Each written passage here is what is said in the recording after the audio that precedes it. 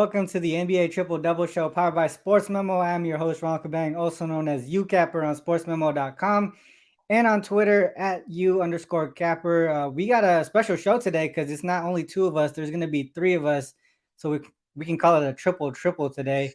But before we get into the three games that we're going to talk about, we got to talk about some promos, and we got two of them to talk about here. We got the 31% off any all-access package at SportsMemo and at WagerTalk, code BOO31, that's BOO31 at checkout. And that's for Halloween. It's almost time, guys. I think Monday is Halloween. So if you have kids, get ready to go out and get some candy. For the weekend, we got another promo. Everyone on sportsmemo.com, NBA 30 to get $50 off a 30-day NBA pass.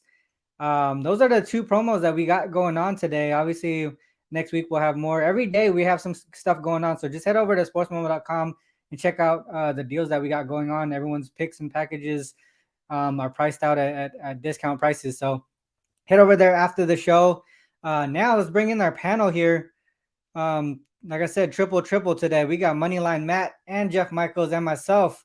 Man, it's been a pretty decent few days for me the last couple. I was on a bad losing streak and then got on the winning streak. Got on a winning groove the last couple of days. Yesterday went 4-1 in the NBA, so I'm excited about that. Jeff and Matt, how did you guys do? How are you guys doing this weekend? This week in the betting aspect of the NBA. Jeff, let's start with you.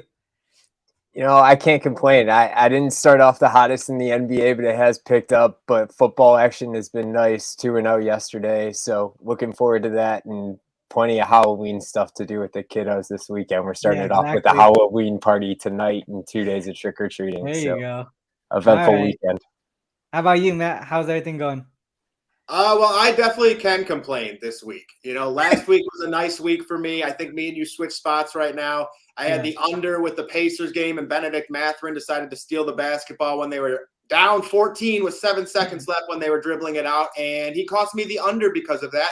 And then last night I had the under again, and it went to OT. But sometimes that's just how it goes. That's the NBA. Like we talked about, sometimes you have a player prop, the player will stub his toe, and he's gone. You know, that is just the NBA sometimes. Got to keep rolling with it, and excited to break down this card today. Yeah, I mean, I think the one thing that you probably would notice is that all your wins and losses are pretty tight. So I don't think it's really, you don't have to make adjustments to your process or whatever you're doing, but as long as you stick with it, I think it'll bounce the right way. You just got to, if you look at how the game went and you could see different times during the game that could have been like, that one moment, made it happen. So I definitely feel like you're on the right track. Yeah, even with last night too, I got that line at 228.5. I took the under and it moved to 226.5. So it was on the right side of it. It just didn't work out. Sometimes games go into overtimes and you lose because of it. Yeah, exactly. All right, well, let's get some W's today for all of us here. First game up, Cavs Celtics. Both teams 3-1. Cavs are on a 3-game winning streak. Celtics are coming off their first loss of the season. This is going to be the first home game after a 3-game road trip for the Celtics, but they're pretty rested because they haven't played since Monday. Garland is still out for the Cavs. Robert Williams is out for the Celtics, and Grant Williams, he's going to be missing the game for suspension. So that front court is going to be thin, and that bench is going to be even thinner. Let's start with you, Matt. How are you looking at this game? Yeah, so when looking at this game, I'm siding with the Cavaliers here. I really do like the Cavaliers and their height and their rebounding ability because when we've talked about the Boston Celtics, we do know that is their weakness. Al Horford is back taking that center role, but when you have Noah Vonleh backing him up and Blake Griffin, you're just not going to have the best rebounding ability. And when you have the Twin Towers with the Cleveland Cavaliers and Jarrett Allen and Evan Mobley, it's going to be very, very tough for them to attack the basket. I do understand Al Horford can draw out either Evan Mobley or Jarrett Allen, but one of those guys is still going to be in that paint, I would assume. And the Celtics are going to have to shoot at a very high clip from the mid-range, from the three-point range, because I don't think they're going to be able to attack the basket like usual. This is a very talented Cavaliers team as well. I think they match up well with the Celtics here. Yes, Darius Garland is out, but Donovan Mitchell has been picking up the slack there and taking that role as the leader, as the one to go out and make things happen. And last game, I actually liked the fact that Donovan Mitchell had a down game. He shot 5 for 19. He only had 14 points, but he's also distributing the basketball pretty well. He's had at least 8 assists in 3 of his last 4 games. And, like we've discussed, I love spots. And when you're coming off a down spot, only scoring 14 points, 5 of 19, so around 25% shooting, I think you're going to come in and you're going to play better against the Boston Celtics. Of course, they have Jason Tatum and Jaylen Brown who can always go out and win the game themselves. But when looking at the two teams, I think the Cavaliers have more options. Karis LeVert is someone who slides in nice for that Cavaliers team. Kevin Love coming off that bench. He's been rebounding the basketball well. He's actually been scoring pretty well. And then someone like Isaac Okoro is a good defender coming off the bench, potentially for Jason Tatum or Jaylen Brown. So again, all in all, I just think this Celtics team this Cavaliers team, matches up well against the Celtics here. And if you're giving me 6.5 points, that's something I'm going to take. We saw how the Celtics played the Orlando Magic. It's a very similar team in terms of dynamics than that of the Cleveland Cavaliers. Both very tall, both protect the paint well, rebound well. The Magic covered for us in that game. So I'm going to ride with the Cavaliers here to cover against the Celtics. Yeah, a lot of the things that you bring up are things that I truly agree with. I like the Cavs here too as well. I think that front court is going to eat in the paint, get a lot of second chance points. To me, defense, rebounding, second chance points, those are going to be the reasons the Cavs stay close to this one. I feel like they could even have a chance to win this one outright. What are your thoughts on this one, Jeff? I was excited coming into my first time on this show, and I see the Cleveland Cavs up there on the list. It really is. Matt said it. It's a different team. But as good as their offensive has looked, they're winning it on defense too. They've held 3 out of their last 4 opponents under 43.5% shooting. And Jared Allen and Evan Mobley, while they're amazing on the defensive side with their height, especially in a mismatch situation, that game last time against Orlando that Donovan Mitchell struggled, they put up 39 points combined between Mobley and Allen Allen's averaging a triple-double. Matt touched on the bench too. The other name I'll toss out there has been Cedi Osman, who was a role player to say the least off the bench last season, who stepped up averaging almost 16 points a game on the offensive side. And you look at Boston's last game, they shot 37% and got out rebounded by 15.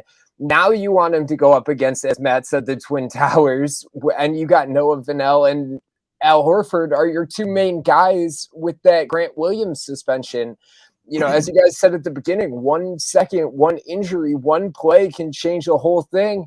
And the second that Grant Williams made contact with that ref, it changed today's game entirely. Boston's 2-0 straight up and against the spread at home against Cleveland over the last 3 years. But the series has been split 3-3. And, an angle I was looking at, a home favorite like Boston off an upset loss of 15 or more points. But when they're playing with 3 or more days of rest, is just 11-37 against the spread in recent years. And they mentioned they haven't played since Monday. While on the other side of that, Cleveland's 18-5 in the last 2 years after a double-digit win. So I do like the way that they're playing. Cleveland's 2nd in the league in points per game differential, outscoring opponents by 12.5 points per game. And Boston's allowing over 115 points too. So I'm siding with you guys on the Cleveland on this one. I think there could be some points put up, but I think Cleveland covers the spread. Yeah, I like it. I like that we all agree on this one, and for multiple reasons. I think, to me, obviously Robert Williams being out has already affected their defense. They're one of the lowest, one of the weakest defensive rating teams in the league right now. I think they're in like the bottom 5 of the league, if I'm not mistaken. And then you lose someone like Grant Williams, who's another physical front court player. That's going to affect a lot of how they play in like being able to get rebounds and things like that. If you look at from a surface level, right, you're looking at the Cavs numbers, and average rebounds per game is somewhere in the middle of the pack, right? Like 15th, 17th, around there. But if you look at rebounding percentage wise, they're actually one of the top 3 in the league. So I think because of the of play, you're not seeing quantity of rebounds, but they're getting the rebounds at a high rate. So one thing that I want people to know that when they watch the show is not just looking at surface level data, rebounds per game, points per game. You got to look at the pace, efficiency, little things like turnover assist ratio, things that you don't really look at the box score and be like, oh man, that was a good game. You know what I mean? So when you look at those things, I feel like Cleveland had the advantage on most of those at this point in time. And to me, they're clicking right now. Obviously, 3 wins in a row, and missing key players on the Boston Celtics side. That's going to be a big reason why I feel like Cavs cover today too as well. It's interesting that the number I believe opened around like 5.5, and it's moved to 6.5. So Yeah, I'm interested to see why and hear why some people are moving in that direction. But hopefully we get the W on that one. Next up we got Knicks Bucks. Knicks are 3-1. Bucks are 3-1. Or sorry, 3-0. Last undefeated team in the league here. One thing I want to know from you guys is, obviously Knicks didn't make, they didn't make a lot of noise last season. This season, they're starting off pretty strong. Do you think it's, what changes have they made this season? I mean, obviously Jalen Brunson was a big part, but to me, I feel like it's more continuity with the other players, being able to be there for another year, get familiar with the system and all that stuff. So, and it's just helpful that Brunson was able to kind of come in there pretty easily. Jeff, what do you think about this New York team? Do you think they can stick here with the Bucks? I like New York as a team. I do like what they've done, but the only team that's better defensively in terms of points per game than Cleveland is this Milwaukee Bucks team. I know they've only played 3 games, but they're the only team in the league right now that's allowing under 100 points per game. And they're led by, of course, their offensive powerhouse. Antetokounmpo, again, is second in the league at the moment, putting up 36 points per game on the year. But, the Knicks, a lot of their changes have come on the offensive side of the ball. I mean, you're missing some guys that, you're missing some of those big name guys that you don't normally have, but they're the second highest scoring team in the league, putting up almost 123 points per game. But they're sharing the love and they're spreading the love because Julius Randle and Brunson, as we mentioned, are the only 2 qualifying players on the Knicks roster that are averaging more than 20 points per game. And they're second in the league in rebounding. So they're getting it done on the boards. They're getting it done on the offensive side. But we saw in that Charlotte game, it came close and it ended up being an against the spread loss. They closed it out in overtime, but they ended up trailing with 2 minutes and 22 seconds left on the clock by 5 points. And the one thing that does deter me a little bit from the team is they are 3-1, but those 3 wins are the Pistons, the Magic, and the Hornets. So you're not playing the top teams in the league. So we'll see what happens when they really get, an opponent that's going to put up some pressure like they are tonight. Mm-hmm. But like we said, Milwaukee's 3-0 straight up. They're also 3-0 against the spread. They did trail by 12 points at halftime against the Nets. So that's something to be said about the Bucks. I don't know if that tells you that they're beatable going down 12 to a Nets team in the first half, or if that says something more about the resiliency of this team fighting back to get the win. They held consecutive opponents under 40% shooting, including that game against the Nets. But surprisingly enough, their offense is 24th in the league in scoring. So Milwaukee's dominated the last couple of meetings, but they're surprisingly just 7-18 against the spread at home versus teams with a winning record in the last 2 years. And New York is 8-0 against the spread after putting up 130 plus points. I don't think that 8-0 trend is enough to back the Knicks, in my opinion, going against their first biggest competition. But it did stand out to me. I'm putting a lean on the Bucks, if anything. So lean towards the Bucks there. Yeah. What do you think? What do you think, Matt? Do you agree with the Bucks lean there? Do you want to look at the total here, or what's your angle on this game? Yeah, so personally for me, my angle with this game is actually going to be the total. If I were to pick a side, I'm with Jeff. It's a tougher game. You got to see more from the New York Knicks. They've had very low level of competition, and with the Bucks as well, it's just different with Chris Middleton and Pat Connaughton still out. They're searching for offense. They've been playing very good defense, and that in turn is actually why I'm going to be going with this under here. At 223.5. I do think that's still a little high, and there's room to go under here. And, some stuff that I definitely look at is, you got to look at the defensive rating, in which both teams are top 10 right now. But another thing that you also have to look at, and the Milwaukee Bucks are first in defensive rating, I should add. But another thing that I like to look at right now is definitely pace of play, which in terms of pace of play, the Milwaukee Bucks are 20th throughout the NBA, and the New York Knicks are 16th. So neither team go out at a scorching fast pace. And then another advanced stat that I like to look at is average possession length on offense. Okay, how much time are you using within the shot clock before you get that shot off? The Milwaukee Bucks are actually 26 throughout the NBA, averaging 15.1 seconds per possession. And then the New York Knicks are 12 throughout the NBA, averaging 14.1 points per seconds per possession. And again, when looking at the New York Knicks, though, on top of that, some of their levels of competition, like facing the Hornets in their last game and things like that, the Hornets run at an absolutely blistering pace. They're one of the fastest throughout the NBA, actually third throughout the NBA in pace, fifth in terms of average length of possession. So because of that, I think the Knicks are going to regress a little bit in time of possession and how fast they're moving the basketball. And, when playing the Milwaukee Bucks, they are very, very good defensively. One thing that the Knicks do have, and I think this is a credit to their hot start to the season, is they have a lot of ball handlers now. They have guys that you can trust to bring the basketball up the court and distribute effectively with their teammates, with Jalen Brunson, Emmanuel Quickley, and Derrick Rose. But countering with the Bucks, they have Drew Holiday, who is potentially the top guarding point guard in the entire NBA. They have Giannis Antetokounmpo, who is another great defender. He could handle Julius Randle. He can help with RJ Barrett, things like that.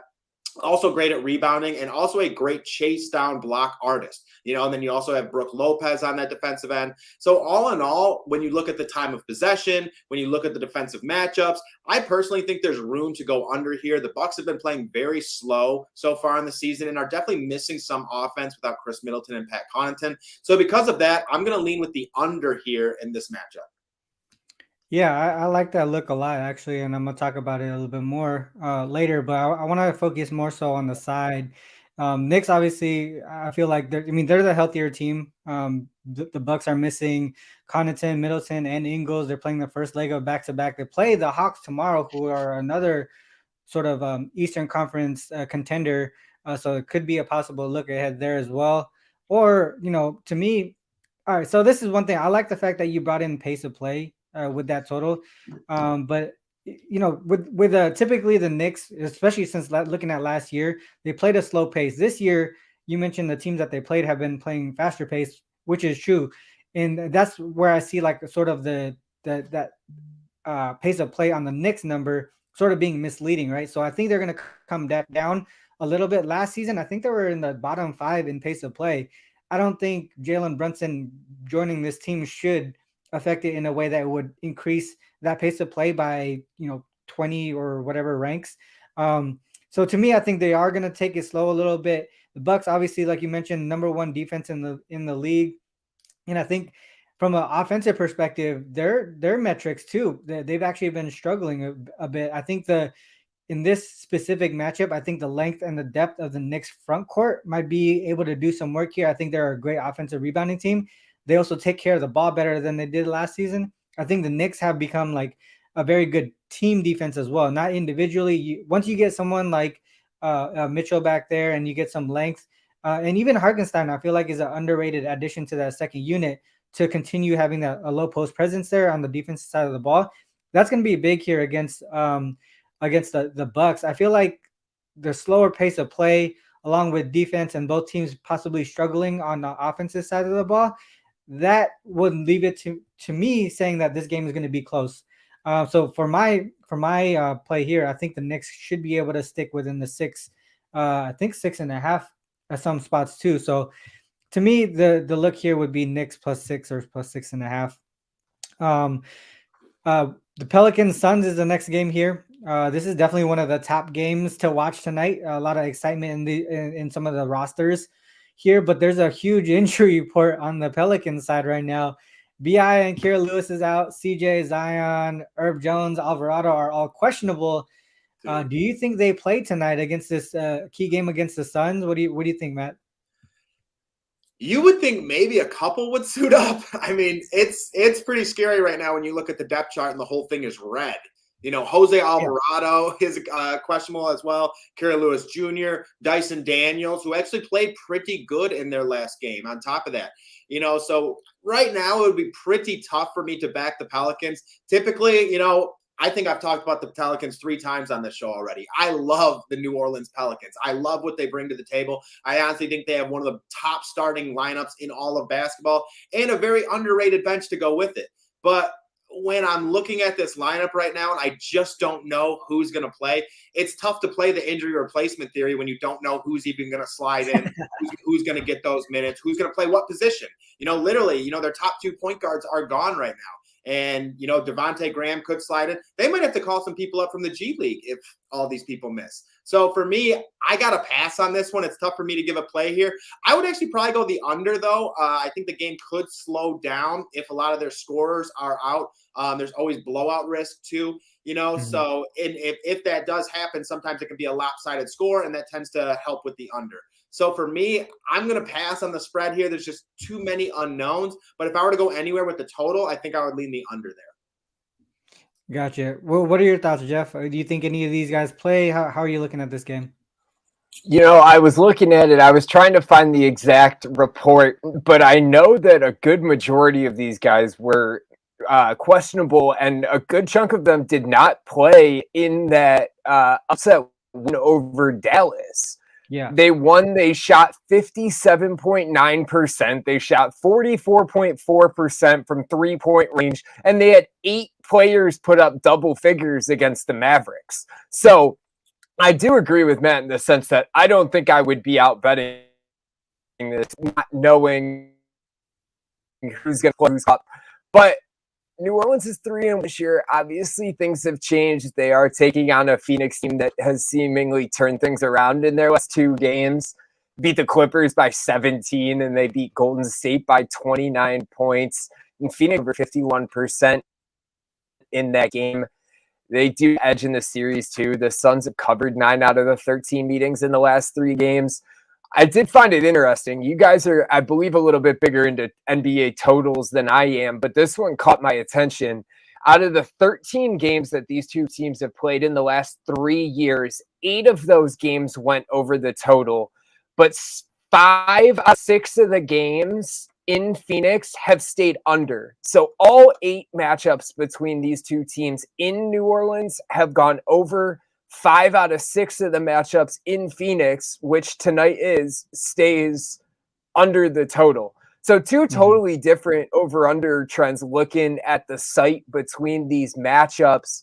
But you got a Pelicans team that's still scoring. They're second in offensive efficiency, but they've played just one defense that ranks in the top 10, and that was Dallas too. So that's definitely something I'm keeping an eye on.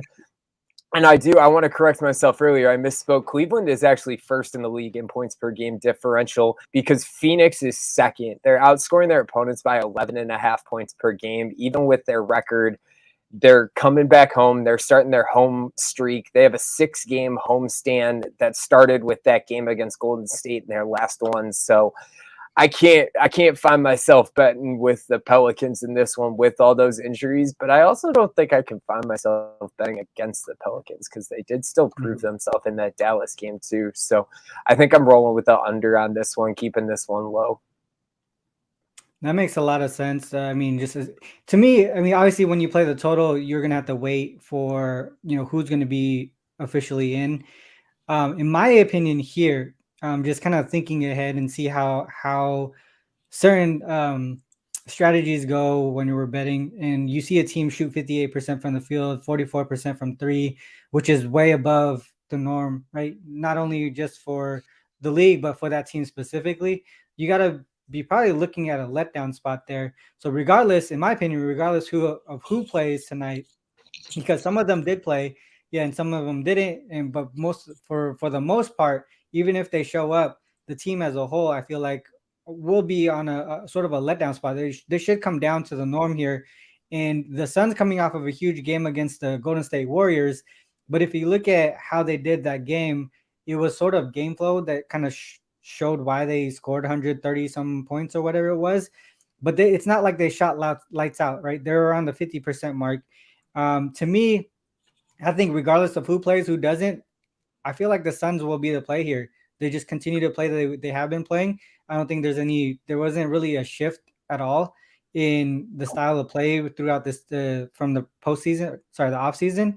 And the Suns also, I mean, I know they're missing Jay Crowder, who's like a defensive minded person. Their defense probably is playing a lot better than I expected they were going to be as far as a team.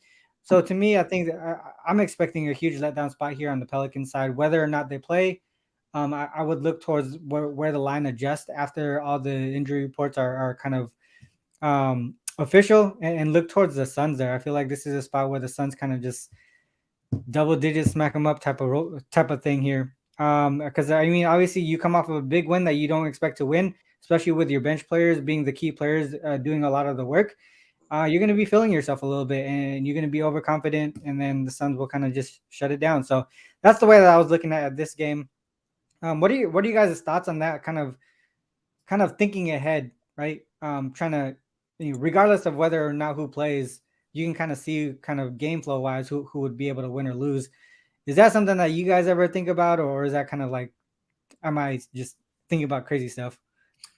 No, for me, yeah, it's definitely something that I think about. And, even when looking at this game too, with all of the injuries, if some of those players get declared out, that line could get even higher for the Suns as well. So if you wanted to jump on it now, I can definitely understand that. And again, like going into last game against the Mavericks, the Pelicans shot lights out. That like the injury replacement theory was completely true in that game. And I don't know if they can do it 2 games in a row. I think that's a lot to ask because, like you said, to our point in the last show, it's usually that first game when you come in, you sub for that player. 2 games in a row, people have already seen it. They know how to like adjust a little bit better. So I'm with you there. I could definitely see this spread kind of going in the Suns' direction, them winning by double digits. And I think if the Suns win by double digits, the under is definitely in play as well. Yeah, that makes a lot of sense. Because they're just gonna pack it in towards the end of the game. Yep. All right, cool. Well, yeah. With that said, we're on to the best bets here. Let's get the new guy to go first here. Jeff, let's get your best bet here, and also what you got going on SportsMemo.com. Yeah, I appreciate it, guys. Got a lot of football going on this weekend. Got a lot of action up. Had, like I said, 2-0 day in football yesterday. Got top play up today and already got a 5% up and loaded for tomorrow too. And still looking at the NBA card for this weekend. So excited about that action. But as far as my best bet goes tonight for you guys, I'm looking at one of those underdog teams that people weren't expecting much out of this year either. I like Charlotte tonight. Minus the points. Their offense has been surprisingly impressive. Number 1 in the league in points per game, number 2 in shooting percentage. And Orlando is the worst scoring team in the league that doesn't call the city of Los Angeles home, putting up 104 points per game. And that's part of the reason they're one of the last teams in the league that's winless. I mean, Charlotte's 3-1 this year, and they're 3-0 against the spread on the road. And over the last 3 years, they're 14-3 against the spread as an away favorite. So they have a good history in this spot, even though it doesn't happen super often. And their offense looked impressive in that last game. Even though they had that OT loss to the Knicks, their defense is kind of the point that struggled. And now they don't have as much of an offensive presence on the other side in the Magic that they have to worry about. Hornets 21-9 against the spread versus teams under 500 on the road over the last 3 years. And Orlando's just 1-5 against the spread with that 0-5 record. So they're coming off another tough loss. Hard to bounce back like that. 7-17 against the spread at home after a loss by double digits in the last 2 years. And Orlando's second last in the league in points per game differential. They're getting outscored by almost 9 points a game, while Charlotte sits inside the top 10. they're beating opponents by 9 points a game. So it puts her right around that marker. I do expect Pelicans to be able to shoot from deep tonight. They've been one of the best teams in the league, surprisingly. They're 5th in 3-point percentage shooting, but they're 24th in 3-point attempts per game.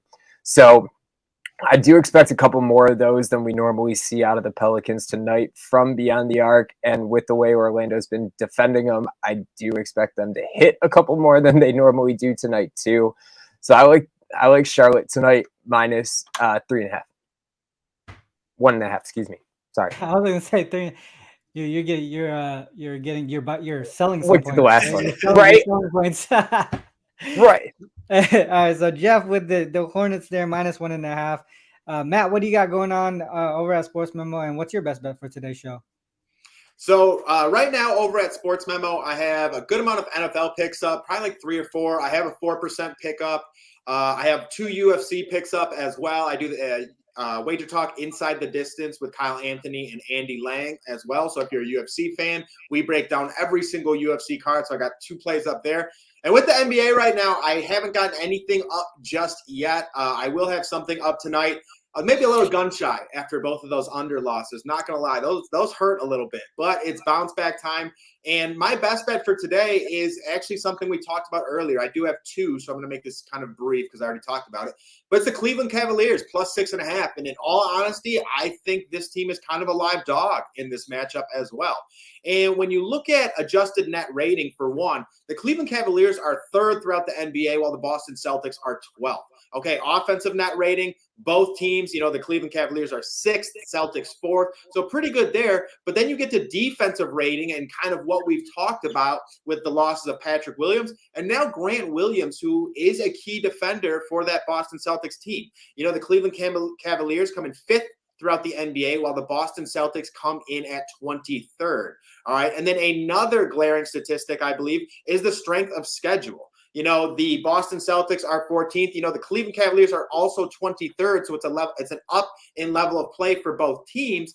But Cleveland has played a tough strength of schedule in terms offensively. Okay, they've gone against the 8th toughest defenses throughout the NBA and have still been managed to go 3-1 and be in the positive in terms of point differential. The Boston Celtics, on the other hand, are 25th and have a negative point differential. So because of that, I really am leaning towards the Cleveland Cavaliers here. I like their rebounding ability. I love their second chance ability. I think that's going to be a big thing in this game. There's no doubt that, Jason Tatum and Jaylen Brown are good rebounders from, the small forward and shooting guard position. Al Horford at the center. But when you're going against guys like Evan Mobley and, everyone else, it's going to be tough. Height just wins sometimes. You know what I mean? So when Jarrett Allen is down there, when Evan Mobley is down there, they're just not going to have the bodies to get the basketball. And because of that, I'm going to lean with the Cleveland Cavaliers at plus 6.5 here.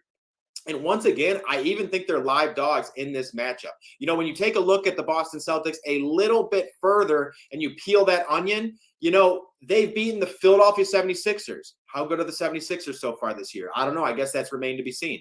The Miami Heat, not playing that good so far either. Orlando hasn't won a game. Chicago lost by 18. So again, I think the jury is still somewhat out with this Boston Celtics team until they get Patrick Williams back and get this entire team back together, because they're definitely missing him defensively, but they've been able to hide it because of the players that they have, like Jason Tatum and Jaylen Brown.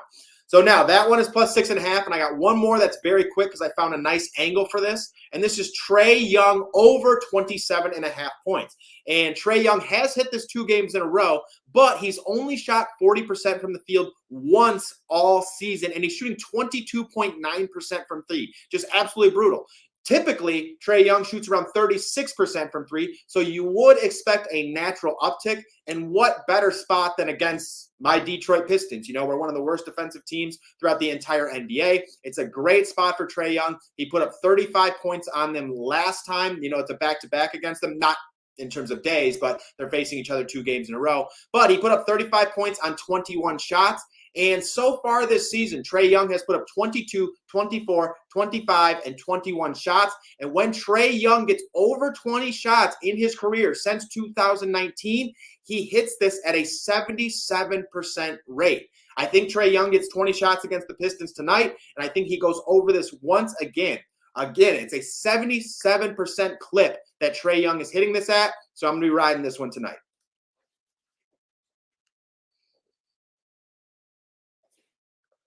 Yeah, mute. My bad. I was saying so many good things about you. But man. Yeah, I like that Trae Young breakdown because it was really quick and kind of just through the process. Bow, bow, bow, bow. Everything just lined up and made sense. I do go long sometimes, so I'm trying to get No. I mean, like the way that you explained it was just like it just went through and just was like it made sense every time he does this, every time he does that. That was pretty dope. I like how you did that. But yeah, I might actually just tell that just the way you explained it was freaking good. Trae Young over 27.5 points. For me, I'm gonna be talking about the game that we talked about earlier, the Knicks and the Bucks. I really do like that under today. That's actually a premium client play as well. I mean, like I mentioned earlier, Knicks typically play a slower paced game, and especially looking back to last season, their pace of play this season just makes it look like they're playing quicker. It's just misleading because they've been playing squads who play typically a faster pace. I know the Bucks, like I mentioned earlier, are number one in the league in defensive rating, but I think their offense is struggling a little bit, and I think this length and depth of this Knicks team is going to affect it, just as much. To me, the Knicks being able to get rebounds, offensive rebounds, just rebound in general, take care of the ball. Those are key things to having long possessions, and that's gonna keep them within the game. And as long as this game stays close, I feel like this game is gonna go to an under pace. The Knicks, as a team defense, is playing really well, as a lot better than they did last season. And with Giannis and the Bucks missing a lot of perimeter offense, that's a good thing for this New York team. They should be able to stay close. This game should be going under. I think the Knicks, from a points per game standpoint, is misleading as well. They put up a decent amount of points, but they haven't faced any team in the top 15 in defensive rating. And this Bucks team is number 1 in defensive rating. So I can really see this being a slow, ugly a game on both sides, especially on the offensive side of the ball. There's two teams struggling to score in this one. So I'm taking this under 223.5.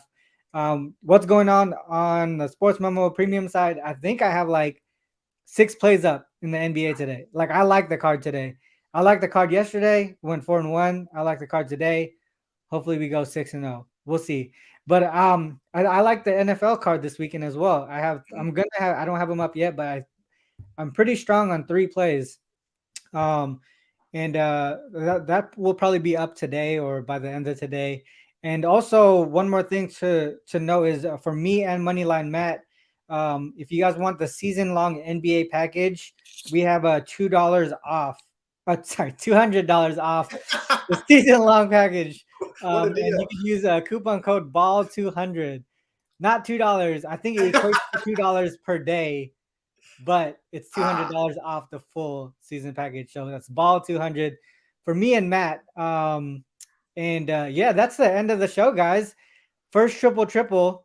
I feel like it was a good show. Yeah. A little bit long, and also it's late because of me. That's my fault. We'll be on time next time, and the next time will be Monday at 10 o'clock a.m. Till next time, on behalf of the 3 of us here, good luck this weekend, and we'll see you on Monday. Peace.